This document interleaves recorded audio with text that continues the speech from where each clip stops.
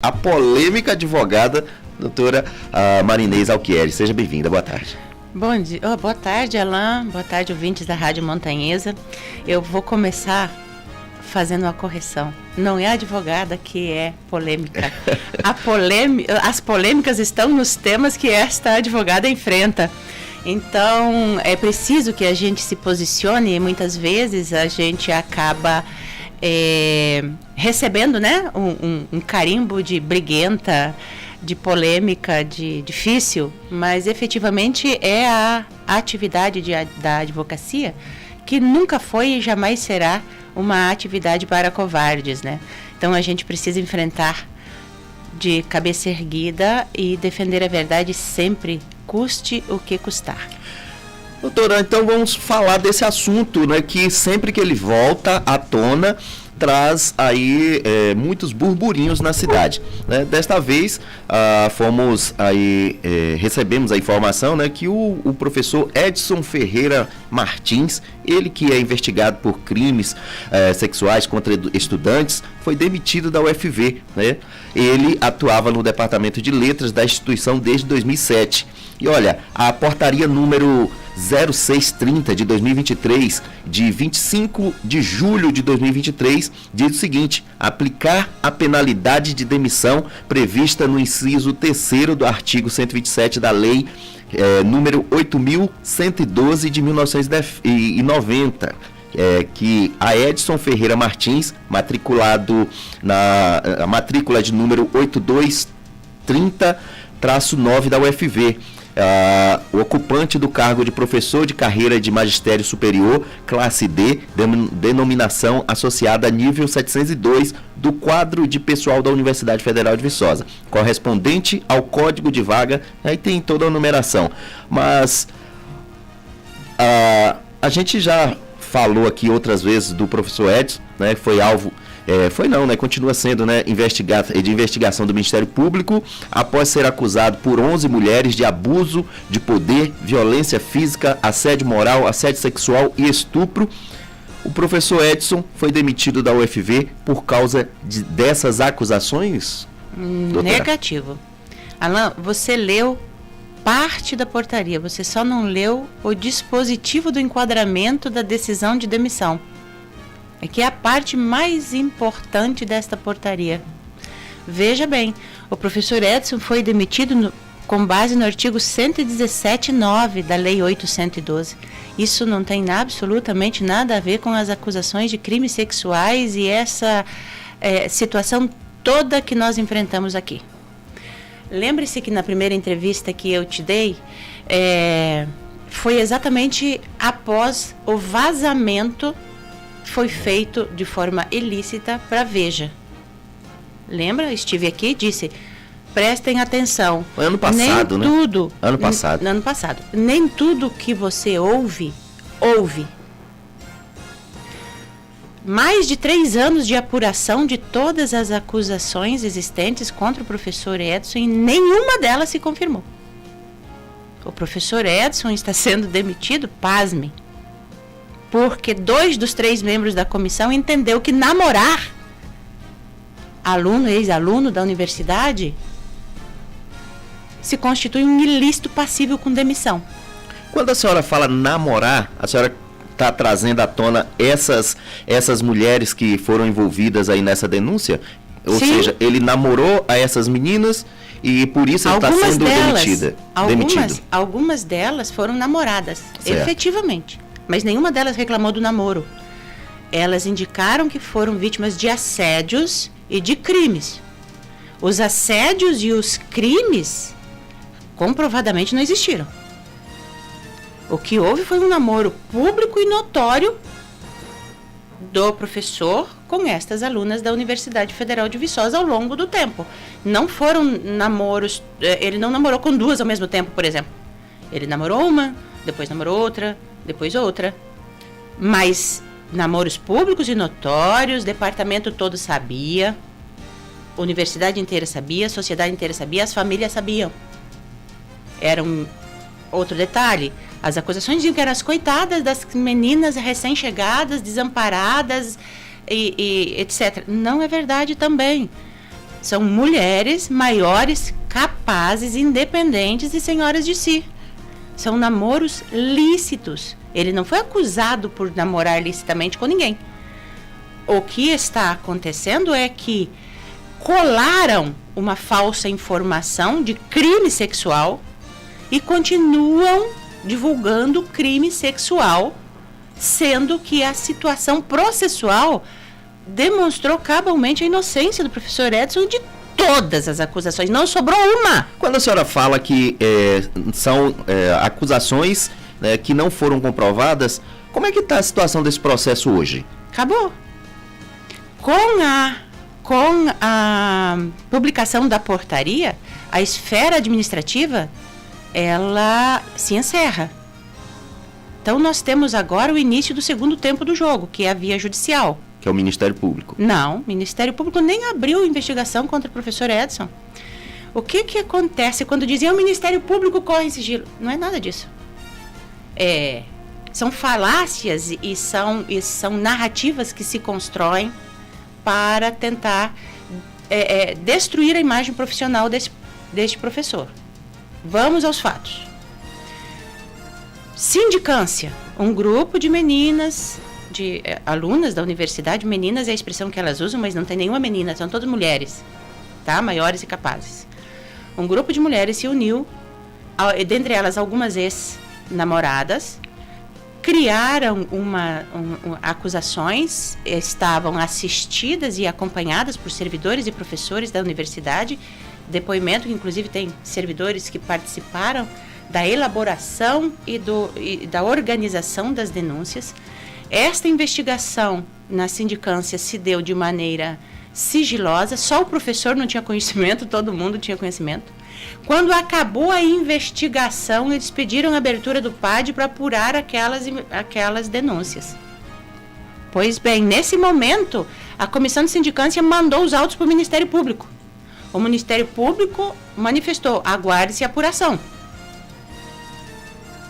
Está aguardando a UFV fazer a parte dela, que é a esfera administrativa que vai investigar. Que foi o que finalizou agora. Mas você sabe por que está nessa situação que todo mundo está dizendo, mas está no Ministério Público, cadê o crime? É porque elas não foram fazer ocorrências policiais. Sim. Elas tinham ciência e conhecimento óbvio de que se elas fizessem uma ocorrência policial, a situação poderia sair do controle delas, porque imediatamente, instaurado o procedimento, poderia se apurar a mentira na esfera criminal e elas poderiam responder por crime. Então foram para dentro da universidade, fizeram dentro da universidade, protegidos por toda uma estrutura de uso da máquina para fazer com que essa situação acontecesse. Durante as investigações, a defesa conseguiu ir provando que não se sustentavam as denúncias. O professor Edson, ele precisou sair da posição de presunção de inocência, de esperar a administração provar contra ele. Ele precisou provar que era inocente e precisou fazer o serviço da administração.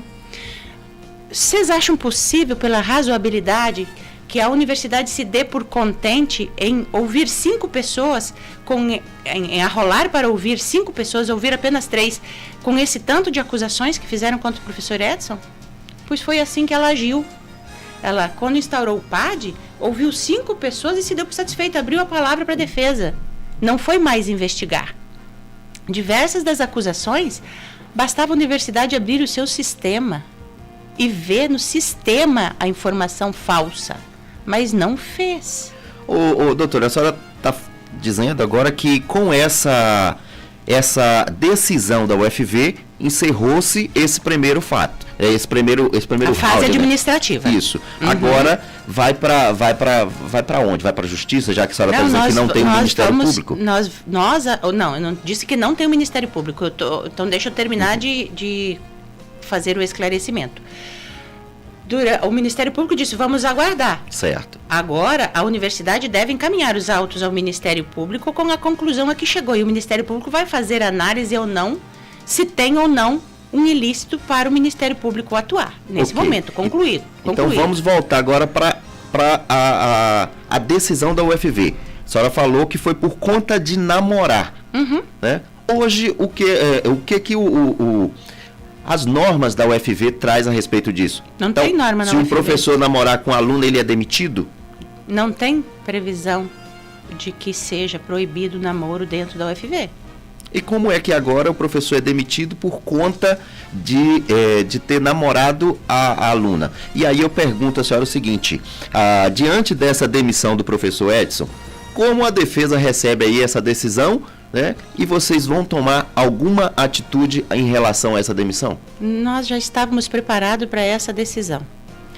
A gente percebe quando uma estrutura está trabalhando num determinado sentido. O processo do professor Edson foi o tempo inteiro a defesa para provar que era inocente e para se defender do próprio uso da máquina. A UFV trabalhou fortemente o uso da máquina. Veja que não é difícil de fazer analogia entre o que aconteceu no processo do professor Edson e o que acontece em outros casos que envolvem construções de narrativas e temas de grande relevância. A posição da defensora que vos fala é extremamente antipática.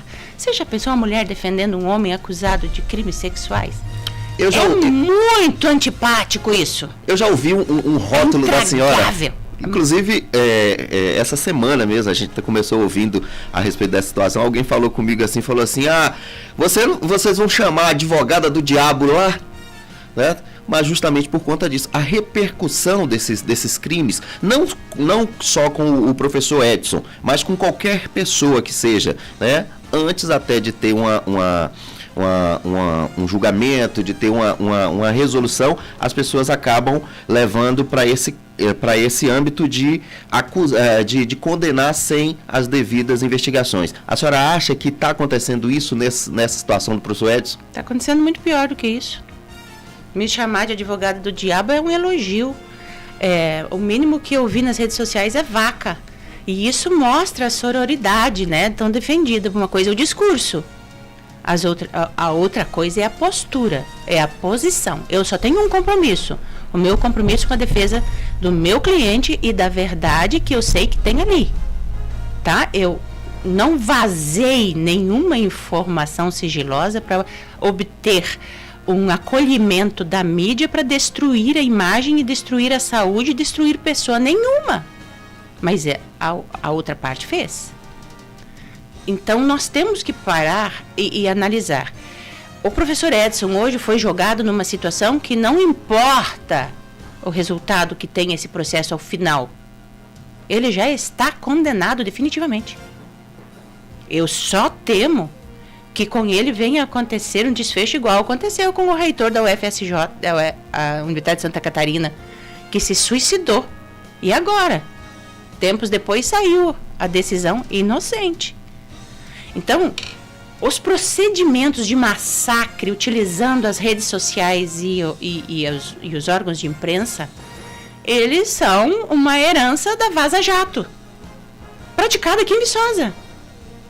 Por que eles vazaram para a imprensa somente a acusação do professor Edson? Por que a imprensa, dizendo que era investigação sigilosa, publicou?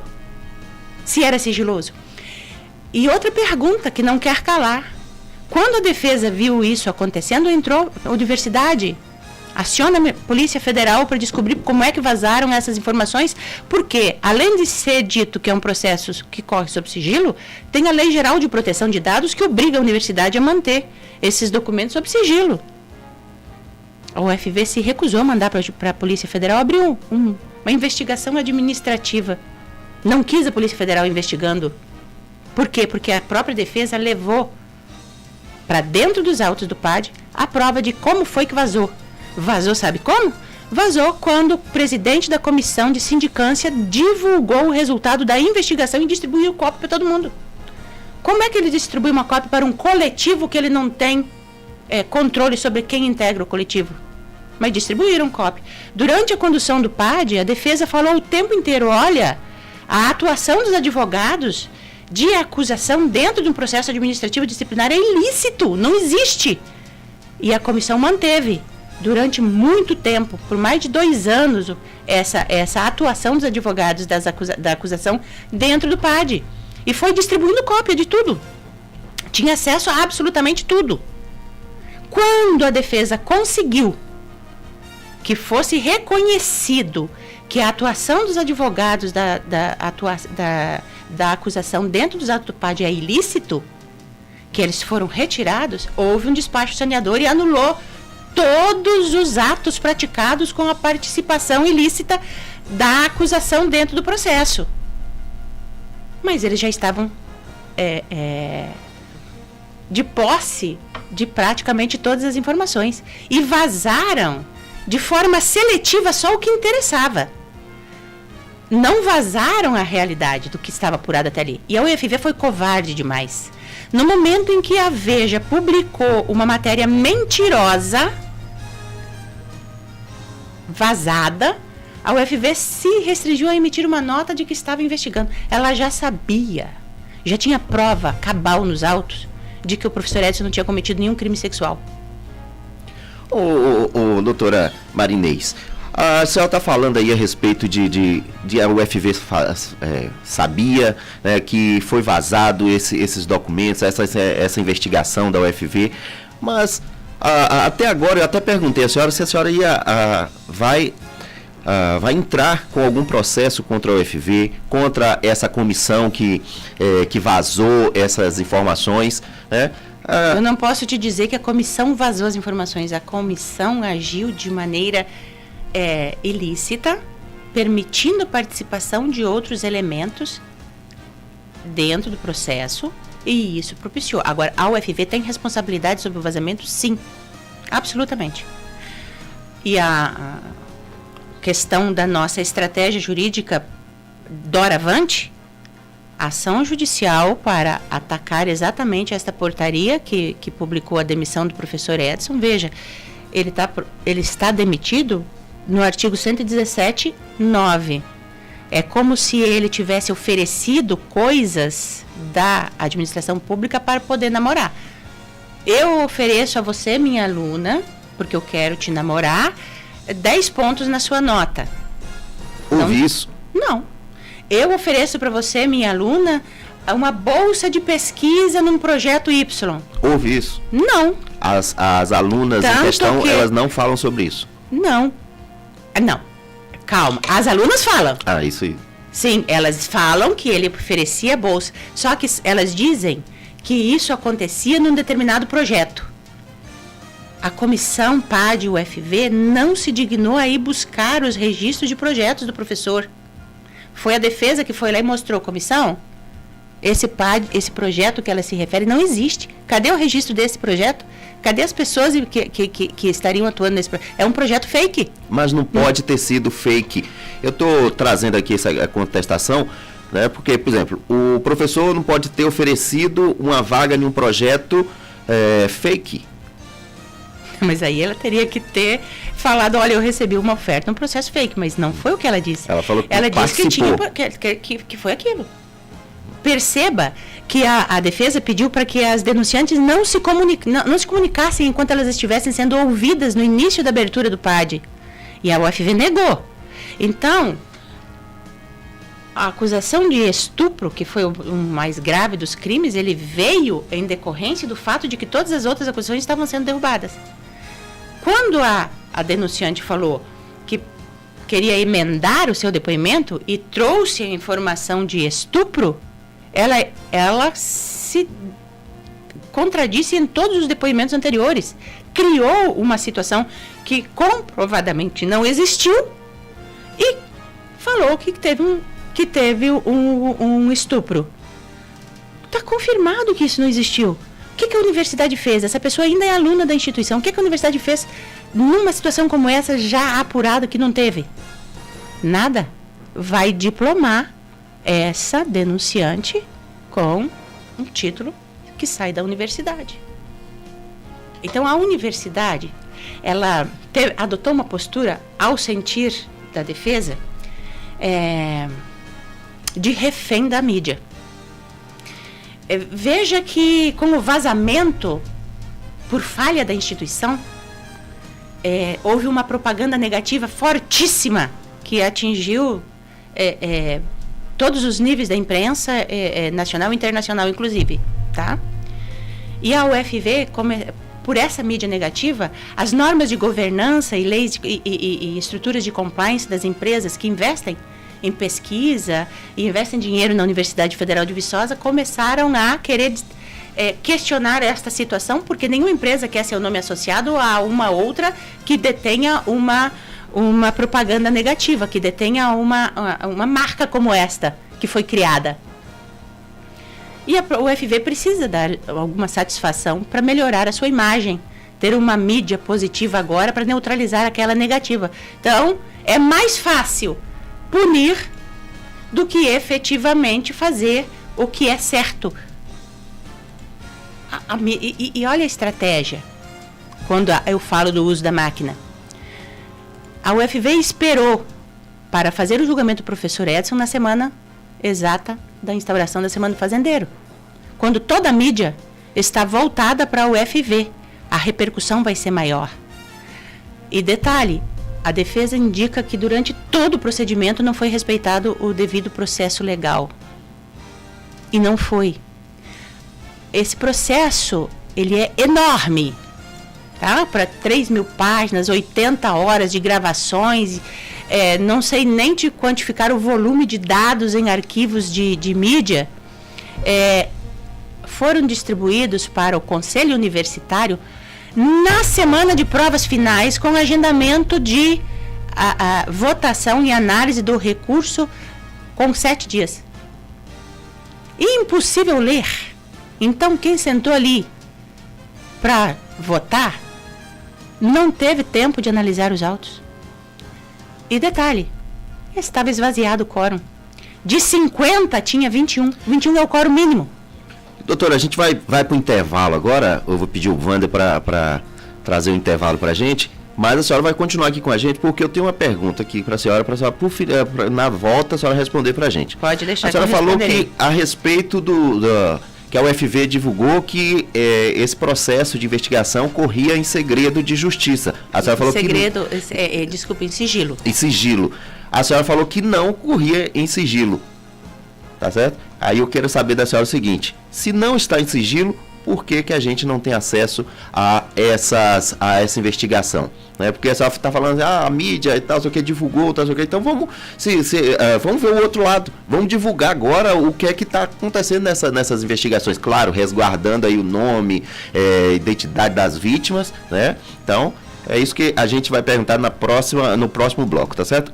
Estamos entrevistando a advogada Marinês Alquieri, ela que é a advogada do professor Edson, né, investigado por crimes sexuais, por crime e outros. Como diz a advogada Marinês, ele não está sendo mais investigado por crimes sexuais. Né? Foi o que ela falou com a gente aqui. Não, eu disse muito mais do que isso. Eu disse que ele é inocente da falsa acusação de crime sexual.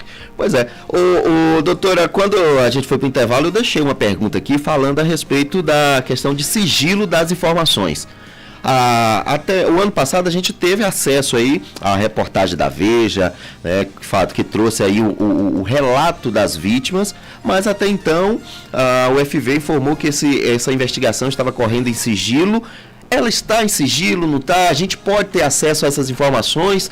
Certo.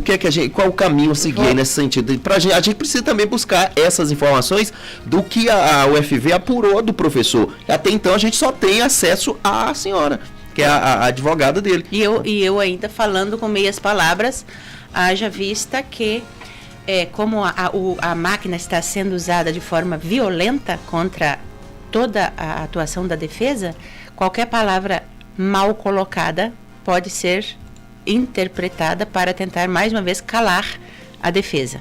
Então vamos lá. Você falou vítima. Quem é vítima? Quem é a vítima? Responde pra gente aí. Desde o começo, na minha primeira entrevista, eu vim aqui e disse: a vítima é o professor Edson, e ele está sendo vítima da estruturação de um ataque sem precedentes dentro da universidade. Existe envolvimento de servidores públicos, e eu acho que essas mulheres que acabam fazendo esse tipo de acusação, por alguma medida elas também são vítimas. Porque você está dentro de uma estrutura, você tem você acredita em determinadas situações que estão sendo postas, estão sendo colocadas, você está ouvindo determinadas situações, você acaba concordando com elas, tá? Eu não sei até que ponto todas as denunciantes são mal intencionadas.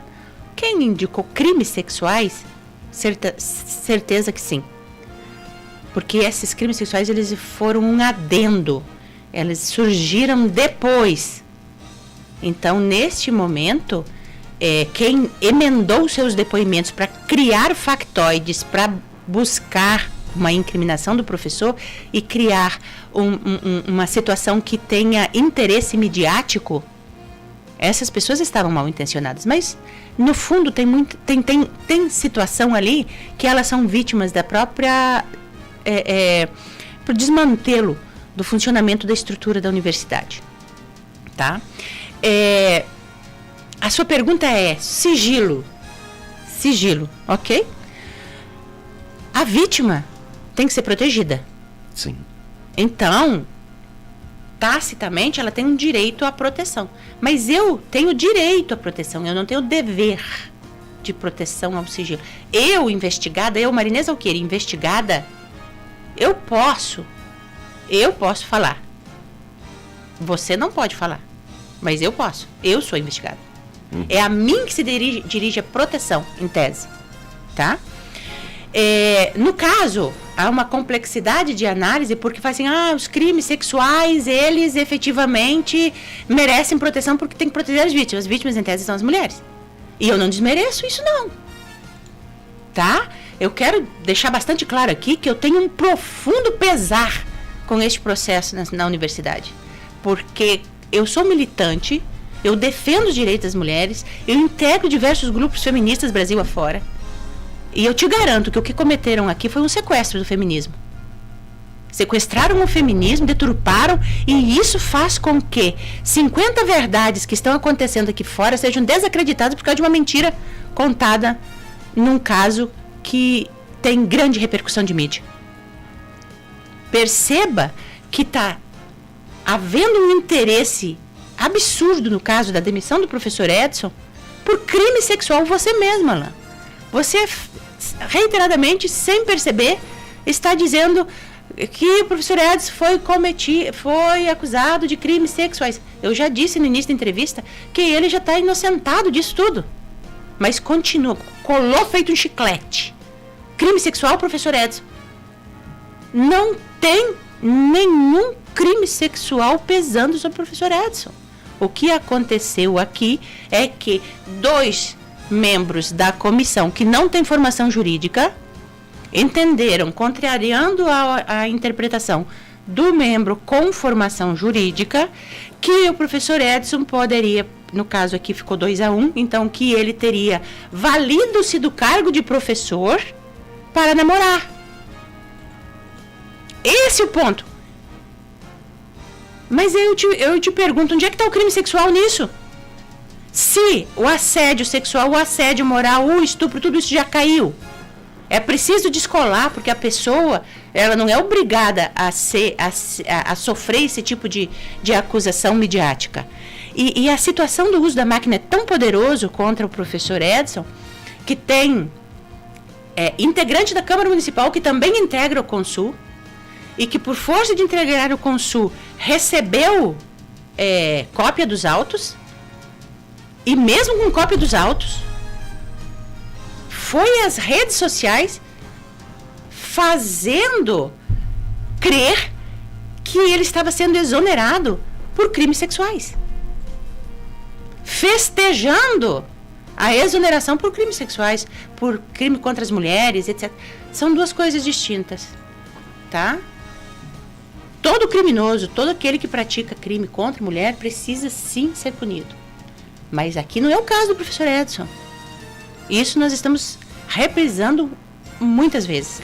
O professor Edson, repito, foi e é vítima de uma estrutura organizada para redimir, para resolver divergências dentro do departamento entre integrantes do mesmo departamento com disputas de posição político dentro do departamento.